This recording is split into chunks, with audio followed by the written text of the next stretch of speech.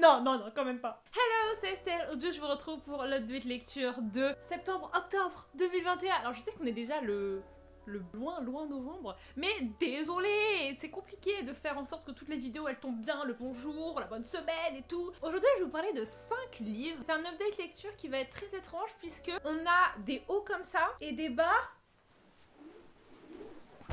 Des bas comme ça. Il y a une inégalité phénoménale dans cette vidéo. Genre, je pense que j'ai lu le meilleur et le pire livre de l'année dans cette update lecture. Je vais essayer de faire une alternance bien, pas bien. Comme ça, on essaie un petit peu de garder le smile au fur et à mesure que cette vidéo va vers le pire. Donc, premièrement, nous allons parler de The Love Hypothesis. Ensuite, nous allons parler de Where is she? L'as de cœur de Morgane Moncomble. C'est ma petite sœur qui l'a acheté, je tiens à préciser. Nous parlons ensuite de Dark Eyes de C.S. Pacat. Nous continuerons avec She Drives Me Crazy. Et nous finirons par L'amour rend... Ah. On verra à la fin. Voilà. Commençons donc par The Love Hypothesis.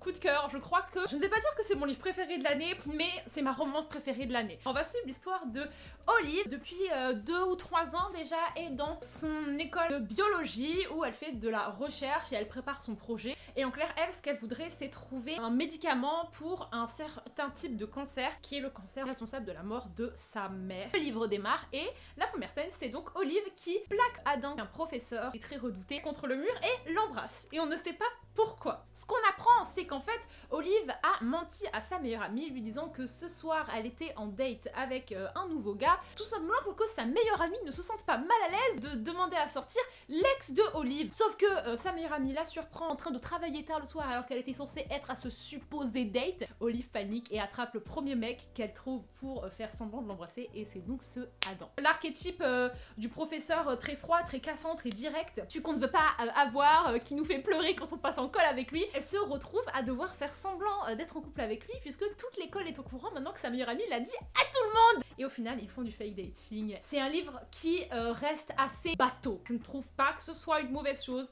J'adore ce genre d'histoire, mais comme certains peuvent le dire, il y a le trope du fake dating, il y a le trope du one bed. C'est de la romance qui est vraiment très romancée. Il y a toutes les scènes qu'on attend où il doit faire semblant de s'embrasser, de se tenir la main devant tout le monde, d'être mignon et tout. Donc si jamais ça vous supportez pas ce genre de romance, bah évitez. Au fur et à mesure que l'histoire progresse, il y a plein de thèmes que l'autrice aborde, notamment celui du sexisme dans le milieu scientifique.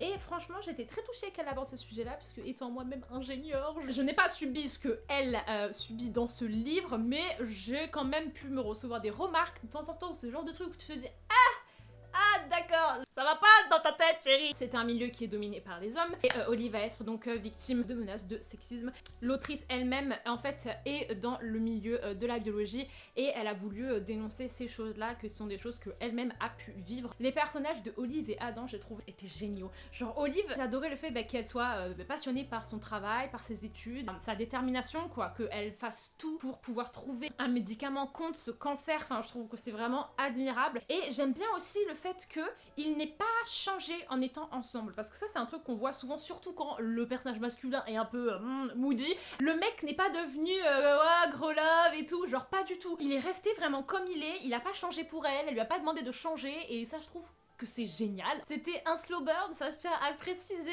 Vu qu'ils sont en fake dating, vous savez, il y a toujours le moment où il y en a un des deux qui commence à se dire peut-être que finalement je suis intéressée, mais lui ne serait jamais intéressé par quelqu'un comme moi. Évidemment, c'est là pour nous faire péter un câble. Au début de ma lecture, il y a eu 2-3 phrases sur la manière dont Olive se sentait par rapport au mec, par rapport à la sexualité, et j'étais en mode attends, don't tell me, ouais, tu vas pas me dropper une petite représentation asexuelle par hasard. Et au final, il y a quelque chose. C'était pas non plus au centre du livre. Donc bon, j'ai apprécié, écoutez. Surtout que après, leur scène du coup intime, j'ai trouvé, était très bien. Là, il y avait un énorme degré de réalisme, de discussion, de attends, ça je suis pas sûre, attends, est-ce qu'on peut faire autre chose? Ils ont trouvé ce qu'ils aimaient eux, c'était toujours aussi sexy et tout, et moi je peux vous dire que j'étais très contente. C'était très vrai et très rafraîchissant. Non franchement, pour moi c'est la romance de l'année. Certes, il y a donc le trope du fake dating, du one bed, Grumpy Sunshine, mais en fait la personnage principale elle-même, elle est en mode oh non mais qu'est-ce que je suis en train de faire? Je vais quand même pas faire un fake dating. Elle est consciente du truc.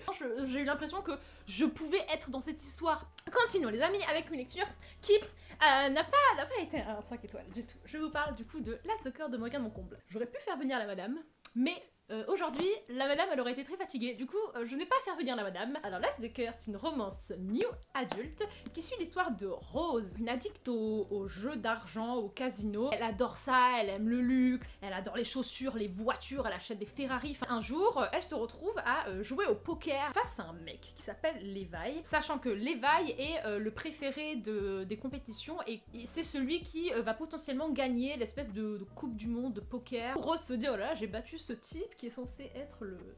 Et Levi va alors la voir pour lui dire écoute, j'aimerais bien t'engager pour que tu me donnes des cours de poker.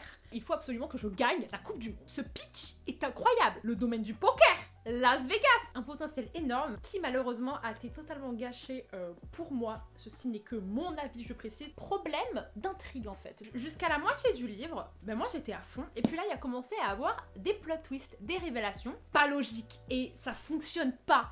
Parce qu'en fait, on alterne les points de vue. On est dans la tête au jeu. Si jamais un personnage est au courant de quelque chose, il ne peut pas passer la moitié du livre sans que ça se voit. Enfin, tu es dans la tête de cette personne. Donc pour moi, si cette personne est au courant d'un truc de ouf, qu'elle n'y fasse pas référence pendant la moitié du livre, et pour moi, c'est un petit peu tombé à plat. Parce que j'ai pas réussi à y croire, c'est pas possible qu'ils aient pu agir de cette façon-là l'un avec l'autre, si jamais ils étaient au courant de telles choses l'un sur l'autre. Et s'ajoute à ça du coup, pour moi, des incohérences de personnages. On a le personnage de Levi qui est censé être le roi du poker, très froid, très calculateur. Il est le premier à dire qu'il se fera pas avoir, qu'il allait aller au bout de sa mission, qu'il allait rien laisser l'arrêter, que Rose, elle était juste là pour lui donner des cours. Mais au final, il commence à vraiment l'apprécier et on voit qu'il développe des sentiments pour elle. On voit qu'il est touché, il est piqué, il y a son masque qui tombe. Et tout ça n'est pas logique par rapport du coup aux révélations qu'on apprend. J'ai aussi eu le même problème avec les personnages secondaires qui, pour moi, avaient une seule facette. Le drôle, le gênant, le bizarre, le nanani. Dès qu'on les voyait, c'était ça. Par exemple, on a le personnage secondaire de Thomas qui est le bodyguard de Levi. Et Thomas est décrit au début du livre comme un sociopathe, qui n'a pas d'émotion. Et du coup, c'est pour ça qu'il est un super bodyguard. Et c'est le premier à se méfier de Rose, à dire il ne faut pas travailler avec Rose, Levi, arrête. Et à la fin du livre, c'est le meilleur pote de Rose, il lui fait un câlin. Enfin, j'ai eu du mal à trouver cette histoire crédible parce que pour moi, il y avait trop d'incohérences. J'ai vraiment eu l'impression que Morgane a eu l'idée de son plot twist au milieu du livre et qu'elle a pas réécrit le début. Du coup, il aurait fallu, mais de pas beaucoup, que Morgane, elle essaye de mettre des indices, qu'on puisse voir que les personnages, ils étaient au courant. Autre point négatif. Désolée, je suis désolée. Le personnage principal, Levi, il ne voit pas les couleurs. J'ai pas le nom très précis de la maladie. Donc c'est un handicap et donc il ne peut pas conduire, il voit le monde en noir et blanc. Il ne veut pas que ses adversaires soient au courant, mais il finit par le dire à Rose. Encore une fois, c'est assez bizarre, sachant que c'est le premier à dire qu'il est très méfiant, qu'il fait confiance à personne, et il va révéler ce secret qui est un truc qui peut mettre en péril sa carrière à Rose, enfin voilà quoi. Et en fait, j'ai eu un problème pour une scène que j'ai trouvée, alors c'est peut-être que moi, quand Rose va apprendre, en fait, elle va lui acheter un truc avec toutes les couleurs, elle va le faire s'entraîner à trouver des couleurs, et je sais pas, moi ça m'a fait bizarre en fait. J'ai été un petit peu mal à l'aise à ce moment-là, après c'est peut-être que moi, hein. Pauvre Levi quoi, genre, elle lui a remet encore à la figure le fait qu'il voit pas les couleurs, enfin, comme si il fallait absolument qu'il voit les couleurs. Vous savez. Deuxième truc aussi, et ça c'est la deuxième fois qu'elle fait ça, Morgane. Dans Nos âmes tourmentées aussi, elle avait aussi fait ça. Quand les deux personnages principaux, ils font semblant qu'ils sont ensemble, en blaguant au bar, elle a dit « Eh ouais, ça me rappelle la fois où il m'a mise en cloque et il s'est barré, me laissant toute seule avec mon gosse, oh là là, c'est vraiment un enculé !» Alors que c'est pour rigoler face aux autres. Et ça, c'est pas drôle, enfin, ça... c'est quoi cette blague? Déjà, c'est pas « il m'a mise en cloque », genre vous étiez deux, ok? Et de dire « ouais, il s'est barré et tout, il m'a laissé toute seule », c'est pas drôle. Et genre même, le mec, il a rien demandé, tu fais cette blague, tout le monde le regarde. Enfin, c'est pas gentil de faire croire que quelqu'un puisse faire ça. Donc du coup, écoutez, moi ça reste mon avis. Je connais plein de gens qui ont quand même adoré ce livre et ça les a pas perturbés qu'il y ait ce genre de choses. Donc tentez-le si jamais il vous tente. Ok les amis, est-ce que vous êtes prêts? On va parler de Dark Rise. En résumé, vous savez que c'est coup de cœur 5 étoiles, une lecture incroyable. Suivons l'histoire de Will. A vu sa mère se faire tuer. Ces gens-là voulaient aussi s'en prendre à lui et depuis il se cache. Donc il a réussi à se faire passer pour un espèce d'ouvrier à Londres et ça fait du coup quelques années qu'il travaille là-bas. L'histoire se passe en 1800 quelque chose. Jusqu'au jour où les assassins de sa mère le retrouvent, le poursuivent et l'enferment dans une cale de bateau. Il rencontre Violette. Et sur ce bateau, tout simplement parce que ce bateau appartient à sa famille ou quelque chose comme ça, Will va penser que elle est aussi une prisonnière et va commencer à lui parler, à essayer de lui demander de le sauver et tout. Et elle en fait ne sait pas comment agir puisque soudain le bateau est pris d'assaut par des gens qui s'appellent les stewards, que des personnes qui ont un certain pouvoir. Et les stewards, eux, sont pour protéger la population du Dark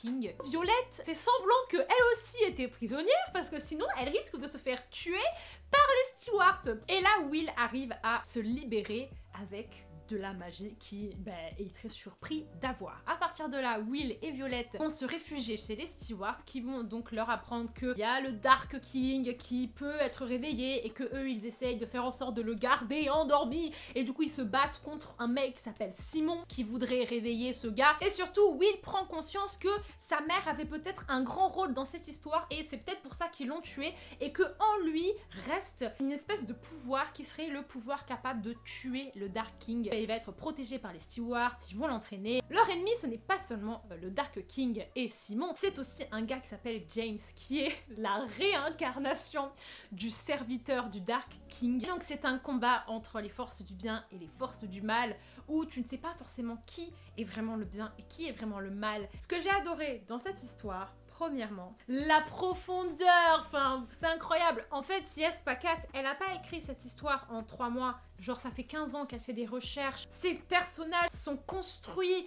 ils ont des caractères et des personnalités qui sont vraiment marqués quoi. Quand t'es dans leur tête, tu ressens leur voix, ils sont complexes. Dans Captive Prince, beaucoup font la remarque, ce qui est vrai, il n'y a pas beaucoup de femmes.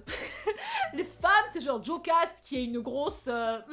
Dans cette saga-là, on a 3 points de vue, Will, Violette et Catherine, 2 femmes qui sont très très importantes et qui sont génialissimes. Violette, ma queen! Sa famille est horrible. Ils veulent se servir d'elle parce qu'elle a un pouvoir spécial. Elle est censée faire un bail chelou où son frère doit la tuer pour récupérer son pouvoir à ses 18 ans, sauf qu'ils lui ont jamais dit. Et quand elle a appris ça, ça lui a fait une raison de plus de se tailler avec les stewards. En même temps, elle doit se battre contre eux qui veulent la récupérer. Elle est hyper badass. C'est elle qui a quasiment résolu toutes les bastons de toute cette histoire. Catherine, c'est une petite dame de la cour qui a un mariage arrangé avec Simon, donc le mec super méchant qui veut réveiller le Dark King, sauf qu'elle n'a aucune idée. C'est de l'aristocratie de Londres à cette époque-là, donc le mariage, les chaperons et tout. Elle va se retrouver embrigadée dans toute cette histoire et elle va tenir le coup.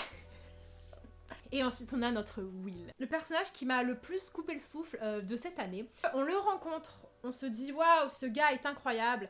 Et il se dévoile dans le livre et il est encore plus incroyable. À l'intérieur de lui, il y a une bataille quoi, parce qu'il se dit j'ai ses responsabilités, je dois tuer le Dark King, mais en même temps il a des doutes, il essaye quand même de faire le bien autour de lui. Il est très humain en fait et c'est incroyable, c'est incroyable. Si vous êtes là pour la romance, non, ce n'est pas le même délire que Captive Prince, c'est du young adulte et on est là avant tout pour la fantasy, la magie, le bien contre le mal, Will, et ok, peut-être Will et James. N'entrez pas dans ce livre en vous disant ça, parce que ça va en fait vous gâcher toute la beauté du livre qui est pas forcément la relation Will et James quoi, qui surtout est un truc qui va se construire sur 3 tomes. Ce n'est pas aussi gore et violent et choquant que Captive Prince. Certes, il y a des bagarres, parce que ben voilà, s'il y a de la magie, il y a des méchants. C.S. Pacat, elle écrit déjà divinement bien, mais le truc qui me touche le plus dans son écriture, ce sont ses dialogues. Je ne sais pas comment elle fait. Quand je prononce les dialogues entre les personnages, j'ai des frissons hyper recherchés et complexes. Genre, je suis pas sûre d'avoir compris.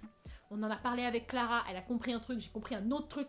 C'est un livre que je vais relire pour le réapprécier, pour comprendre plus profondément.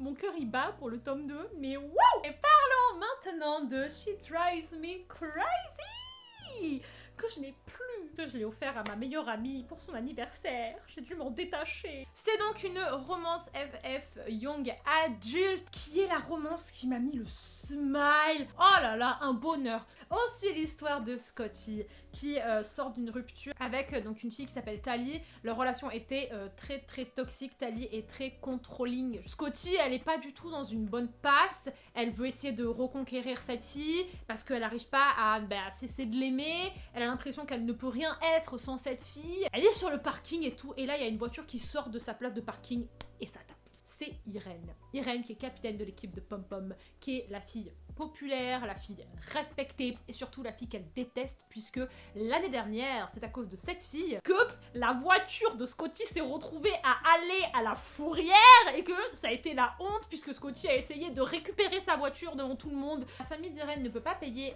les réparations. Déjà que payer pour le cheerleading d'Irène c'est énorme et que sa mère ne croit pas en Irène et donc Scotty se sent super mal. Je t'ai rentré dedans, du coup je te paye la réparation de la voiture et est-ce qu'en échange tu serais ok de faire semblant d'être ma copine pour rendre mon ex jalouse. Irène se voit contrainte d'accepter et on commence du fake dating. C'était un enemies to lovers, mais vrai, genre les deux. Au tout début, ça lançait des pics, mais c'était pas en mode je la déteste, mais en fait je l'aime trop. Non, au début vraiment elle se détestait. Ces deux personnages qui ont leurs défauts. Scotty, c'est vrai qu'elle est très self-centered. Des fois elle va un petit peu dire des trucs sans forcément penser aux autres, etc. Et Irène, elle, assez fermée, elle parle pas trop de ses sentiments. Il y a une maturité énorme dans ce livre. Même si il y a ce côté où elles se lançaient des pics, où elles se sont fait des crasses l'une l'autre, elles savaient où était la limite. Et il y a plusieurs fois où c'était la limite. Et elles étaient là pour se protéger l'une l'autre. Alors je vous le dis, moi c'est vraiment une romance que j'ai trouvé qui était doudou. C'est un livre qui se lit très très vite. On n'est pas là pour développer forcément la relation, pour développer à fond les personnages. Et moi ça m'a pas gênée. J'aime bien en lire de temps en temps des livres où ne te prends absolument pas la tête. Un autre truc aussi que j'ai adoré avec cette histoire, c'est que Scotty sortait de sa rupture. Et je trouve, j'ai quasiment jamais lu de romance où on parle de la reconstruction de soi après une rupture. On commence toujours l'histoire où soit la meuf elle a jamais eu le copain de sa vie, soit son ex c'était il y a super longtemps. Et là j'ai adoré la manière dont ça a été traité. Et en fait il y a eu une discussion avec Irène où en fait Irène lui dit écoute, je sais que t'as vécu de la merde avec Tali, je sais que t'en as beaucoup souffert et je pense que il faut encore que tu prennes du temps pour toi et que je veux pas te brusquer dans une relation. Scotty va lui dire en effet oui, faut que je me reconstruis et quand je serai prête je te le dirai. Et Irène lui dit moi je t'attends. Mon cœur il a fait je t'aboubou. Et aussi spéciale mention pour Irène qui donc fait du cheerleading, du pom-pom girl et qui en fait se bat pour pouvoir entrer dans la compétition de athlète de l'année puisque les pop-up girls ne sont pas considérées comme des athlètes et du coup elle se bat pour ça parce que le cheerleading ce n'est pas un sport nuluche où il y a que des filles superficielles. Non, c'est un sport qui est très difficile. Is it time? Is it time?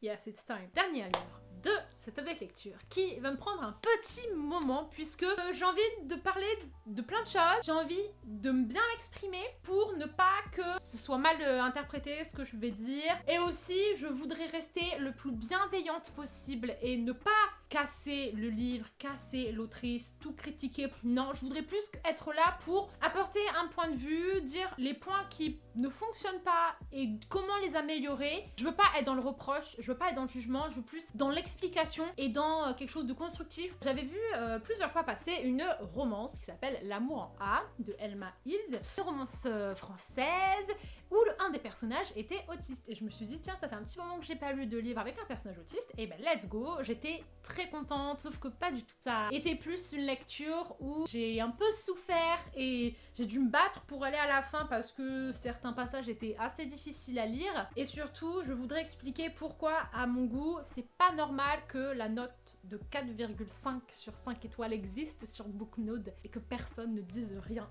Et j'ai pas envie d'être méchante, tout simplement parce que je sais ce que c'est que d'écrire un livre, je sais que c'est difficile, je sais qu'on peut faire des erreurs, que ça arrive de se tromper sur quelque chose, de se renseigner mais de tomber sur le mauvais site. J'ai de l'empathie pour cette fille parce que je pense qu'elle s'est renseignée, je pense qu'elle a tout fait pour bien faire, mais que malheureusement, elle n'avait pas les bonnes informations, elle n'avait pas les bons lecteurs, elle n'avait pas les bons éditeurs qui ont pu lui dire que ça n'allait pas. C'est dommage en fait de faire un livre où tu mets cette représentation-là, mais qu'en fait, il n'y a aucune personne autiste qui le lit et que tous les neurotypiques le lisent et adorent. Et tout comme moi, je peux totalement faire des erreurs. Et si jamais un jour j'écris un truc qui fait mal et qui va pas et qui peut être dangereux, j'aimerais qu'on me le dise, qu'on me l'explique pour que je puisse le changer.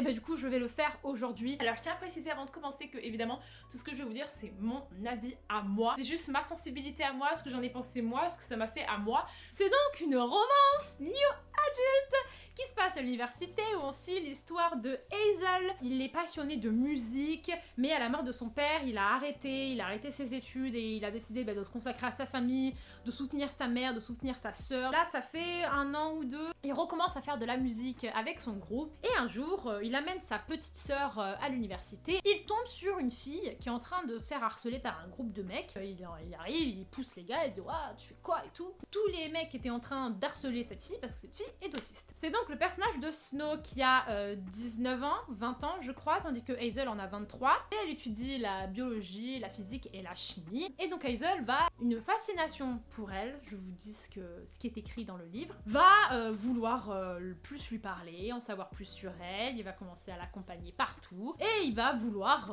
devenir son copain. Ils vont entamer une relation, son groupe de musique veut qu'ils partent en tournée, et là ça va être le dilemme pour Hazel. Peut-il partir en tournée et laisser Snow? Il n'a pas envie de l'abandonner. Peut-il emmener Snow en tournée avec lui, sachant qu'elle est très très sensible au son et que du coup ce serait insupportable pour elle d'être en tournée quoi, avec de la... Et du coup, les problèmes. On va commencer par parler de la représentation en tant que telle. Déjà, j'apprécie que ce soit une fille, parce que c'est pas souvent que ce sont les filles, donc ça c'est cool. Je ne sais pas si c'est un choix conscient ou pas de l'autrice, mais notre Snow, elle ne masque absolument pas. Et je trouve ça surprenant. Peut-être que l'explication ce serait qu'elle a été diagnostiquée très tôt, elle a été dans des établissements, il me semble, et que du coup, elle a jamais eu à masquer puisque elle a été diagnostiquée, tout le monde lui parlait de ça toute la journée. Je sais pas, vu que c'est quand même très très courant pour les filles de masquer, je trouve que le côté pas de filtre et tout, il était extrêmement exagéré. Why not? Why not? Mais là, c'était constant. Je trouve qu'à des moments, on avait l'impression que Snow était bête et qu'elle ne réfléchissait pas. Alors pour les personnes autistes, certes, il y a des trucs qu'on comprend pas, quoi. On se dit, pourquoi, enfin, la société, il y a un cerveau quand même. Snow, elle est consciente. En fait, plusieurs fois, l'autrice a fait dire des trucs à Snow où je me suis dit, là, tu l'as fait passer pour une bête. Quand Snow et Hazel ont commencé à avoir des relations sexuelles, Snow allait en plein... repas de famille, expliquer très précisément ce qu'ils ont fait la nuit dernière. Non, tu le sais, genre, je trouve que c'est trop. Pas besoin d'aller aussi loin pour faire comprendre que Snow, des fois, capte pas qu'il y a des trucs, c'est privé, c'est pas privé. Je trouvais que ce côté-là était assez poussé. Un truc que j'ai trouvé qui était plutôt bien fait, tous les meltdowns de Snow, et franchement ça j'ai apprécié parce que des fois on lit un livre sur l'autisme et le personnage principal n'a aucun meltdown. Il y a un juste milieu, tu vois, ne pas non plus qu'à chaque scène le personnage soit en meltdown, mais n'en mettre jamais. Là, je trouve qu'il y en avait de temps en temps pour des raisons qui étaient totalement logiques, donc ça, je trouvais que c'était bien fait. Et un autre truc que j'ai trouvé qui était très bien fait, c'est le principe qu'elle ait fait beaucoup de choses pour faire plaisir à Hazel et qu'elle s'est pas posé 2 secondes de se demander est-ce que moi j'aime bien, parce qu'elle est totalement en mode il faut que je fasse plaisir à Hazel, notamment le couple. Très bien fait pour ça. Ok, donc ça c'était pour la représentation de l'autisme. Mais du coup, la représentation, moi j'ai trouvé qu'elle était bien, je sais pas pourquoi je l'ai pas dit, je passe à autre chose, mais à part ce côté-là qui était un peu exagéré à mon goût, et je trouvais qu'elle était bien, voilà. Moi, c'est pas ça qui m'a dérangée. Moi, la Snow, c'est ma pote. La Snow, je la protège. La Snow, je veux lui faire un câlin. Parce que le truc qui, pour moi, était vraiment le plus dur dans ce livre, c'était le traitement de l'autisme. Je ne sais pas quelle est l'intention de l'autrice avec cette histoire. Donc du coup, si ça se trouve, l'intention de l'autrice est de complètement dénoncer le mauvais traitement de l'autisme. Dans ce cas-là, tu as écrit le livre parfait, puisque le pire truc qu'on puisse faire à une personne autiste, tu l'as fait, mais j'en suis pas si sûre. Premier truc, infantilisation de la Snow. Plusieurs fois dans le livre, Hazel s'est permis de parler à sa place, de prendre des décisions à sa place, ou de lui cacher des choses parce que elle pouvait pas gérer ou elle pèterait un câble si elle savait. Si jamais tu sais que cette information-là, ça va la bouleverser, et tu peux t'asseoir à côté d'elle, lui dire je vais te dire un truc, ça va te bouleverser, mais je suis là, on en parle, je suis avec toi, y a pas de souci. On quitte pas cette pièce tant qu'on n'a pas réglé la situation. Lui dire, la rassurer, tu peux aussi faire ça. Sauf qu'il a décidé de ne pas lui dire. Et ça, moi, j'aime pas. ça m'énerve, voilà, parce que c'est comme si tu pensais qu'elle était incapable déjà de réfléchir, de comprendre ce que tu vas lui dire, et vraiment en fait c'est voilà, c'est de l'infantilisation. Snow, je trouve que c'est une battante, elle peut totalement comprendre, t'inquiète pas, tu peux lui parler de ce que tu veux, elle a un cerveau, c'est une adulte, elle va te répondre, y a pas de souci. Ça fait vraiment passer les personnes autistes comme des gens qui peuvent rien faire, qui peuvent pas comprendre, qui sont bêtes, et il y aura peut-être des choses où elle peut te dire, bah écoute ça, je peux pas, donc qu'on le fasse pas, mais pose-lui la question avant, tu vois, parce que ça se trouve, elle va te dire, bah ok, et je sais pas, il y a eu plusieurs fois où elle était là, et il était en mode, personne dit rien, ok, j'entends un de vous critiquer, je vous défonce, et genre elle est là à côté, ok, t'es pas obligé de faire ça dès que j'entre dans une pièce. Deuxième truc, aussi que j'ai trouvé qui était très présent dans ce livre, et je pense c'est le point qui est le plus grave, le validisme. Lors d'une dispute, Hazel a dit plein de trucs qui moi ça m'a fait mal, et j'ai vraiment eu envie de prendre Snow et de dire va-t'en. Il a par exemple dit mais elle est autiste, pas handicapée. L'autisme est un handicap. Wow.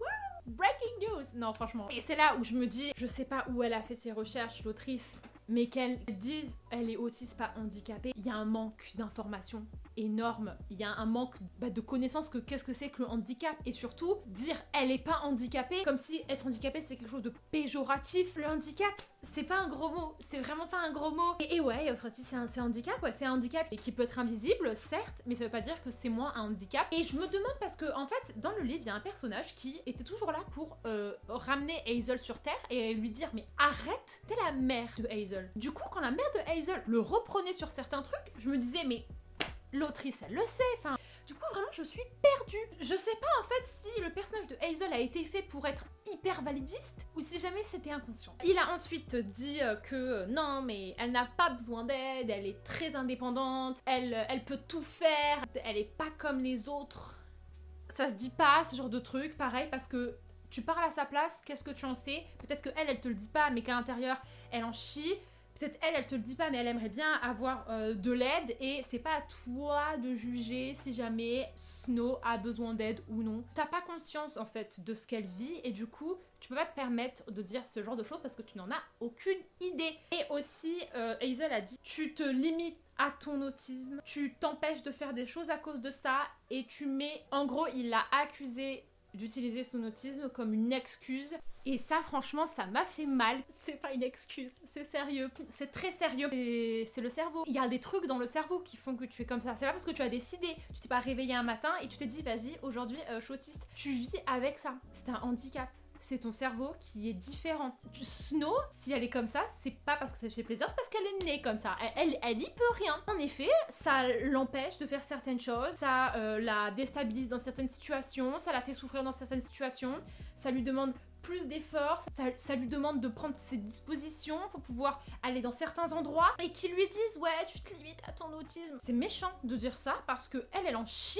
Tu lui fais faire les montagnes russes là, elle te dit rien, elle fait tout pour te faire plaisir et toi tu lui dis ça. Et il y a une phrase qui c'est pas possible non plus, j'ai adoré la séduire mais vivre son quotidien c'est une autre paire de manches. Là il avait envie d'elle. Mais par contre son autisme, ça il en veut pas. Elle est belle, hein, ça il l'a répété 75 fois qu'elle était belle, mais son autisme il en veut pas. Ben non, parce que tu peux pas les dissocier. Et lui il a plusieurs fois dit mais tu n'es pas ton autisme. Mais frère, it's my fucking brain. Je suis mon cerveau c'est moi, enfin genre ce que tu me demandes est impossible. J'ai l'impression que c'est un sketch, que c'est un gag. Je rigole, mais sur le moment, je vous avoue que j'étais très énervée. Et en fait, même si jamais dans cette histoire, il n'y avait pas d'autisme, et ben je trouve que Hazel est quand même un mec pas ouf. Et en fait, cette histoire, ça se finit comment? Il se sépare d'elle, il lui fait la gueule, il lui dit c'est à cause de toi que notre couple n'a pas fonctionné. Et du coup, Snow culpabilise parce qu'elle se dit que c'est à cause d'elle, et finit par dire je vais quand même en tourner avec lui. Et elle va jusque dans son bus de tournée, alors que c'est horrible pour elle de vivre dans un fucking bus. Tous les soirs, ils sont là.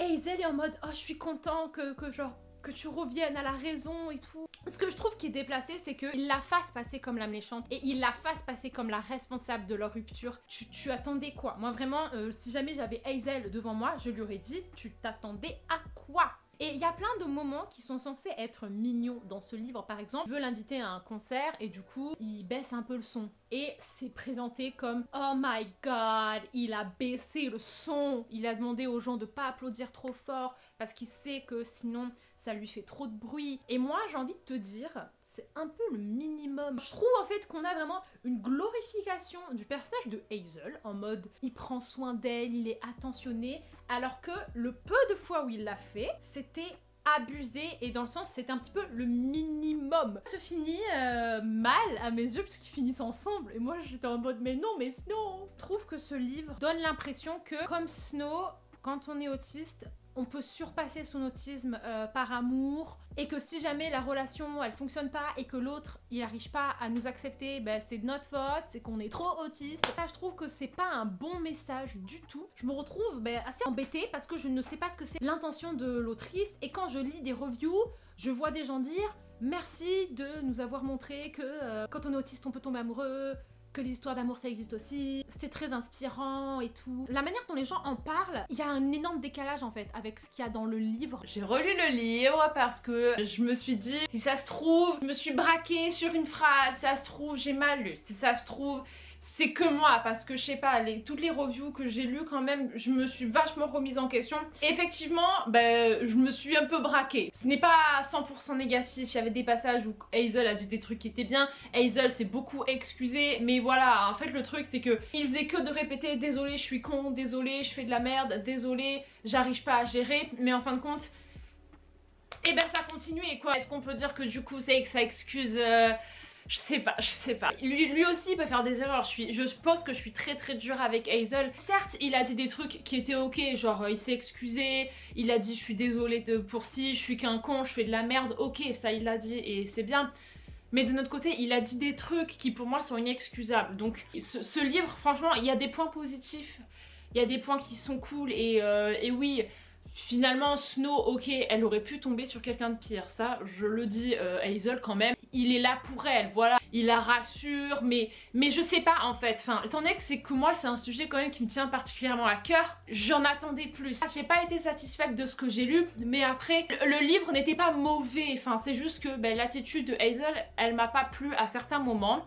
Et j'aurais voulu qu'il en fasse plus et qu'il se contente pas de dire je suis con, je fais de la merde, j'arrive pas, qu'il agisse et qui je sais pas moi, qu'il essaye de changer les choses.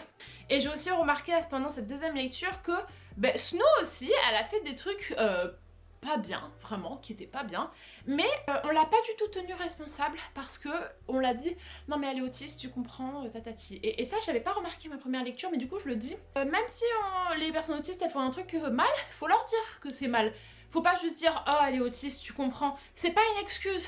Encore une fois, l'autisme n'est pas une excuse dans le bon sens comme dans le mauvais. Même si à la base elle comprenait pas, faut lui dire. Et comme ça elle le sait, mais faut pas se dire non mais c'est parce qu'elle est autiste, parce que encore une fois c'est de l'infantilisation. Certes j'ai dit que les points négatifs et je le sais.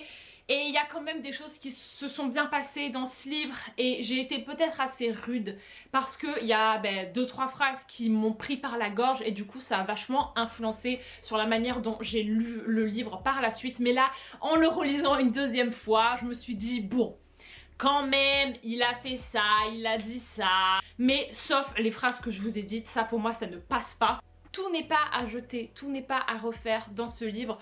Il y a juste des passages qui pour moi ne fonctionnent pas. Je pense, qui me fait le mal dans ce livre, c'est pas tellement Hazel, c'est qu'en fait je pense qu'il est vrai, il est réaliste. Et que en fait ce qui m'a fait mal c'est de savoir que il y a des gens qui peuvent dire ça dans la vraie vie. Et on n'est pas encore au niveau de tolérance et d'acceptation que moi je voudrais qu'on soit. Du coup je me dis ok, on essaye de tendre vers ça, mais on n'y est pas encore. Et ce livre c'est vraiment l'exemple de ça. On n'est pas encore à ce que moi je voudrais. J'espère que j'ai pu exprimer avec des mots compréhensibles les points qui moi personnellement m'ont gêné. Je répète, tout ceci n'est que ma façon de voir les choses. Évidemment, je ne vous conseille pas ce livre. C'est tout pour moi. J'espère que je n'ai pas trop plombé l'ambiance. Je vous fais des gros bisous.